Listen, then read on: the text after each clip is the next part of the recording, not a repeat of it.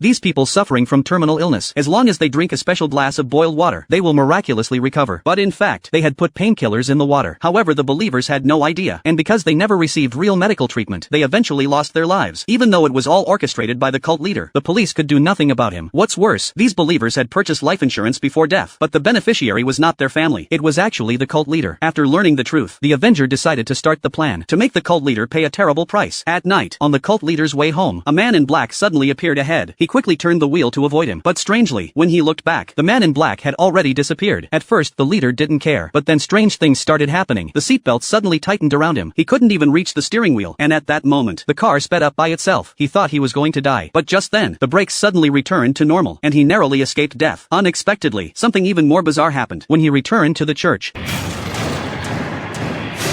The sudden appearance of the man in black terrified the cult leader. He screamed in fear. His girlfriend quickly rushed over after hearing the scream. She asked why he was yelling. He kept saying there was someone there, but when she turned on the light, the hallway was completely empty. She suspected he was hallucinating. So the next morning, the cult leader went to the hospital, but the results showed nothing was wrong at all. The doctor then asked if he was religious. He scoffed and said he didn't believe in any religion. This left Gowan speechless. He's a cult leader yet claims he's not religious. On his way out of the hospital, the cult leader suddenly recalled the recent strange events. Just thinking about it gave him goosebumps. In order to stay alive, he rushed to the model temple, hoping to find someone to drive out the evil, but was told he needed to make an appointment. Unable to wait, he directly kidnapped the master and brought him to the church. This master was actually the Avenger Dodge. In order to gain the leader's trust, Dodge had to show his power. Just then the lights went out. Dodge said he would teach the ghost a lesson before the leader could react. More strange things happened.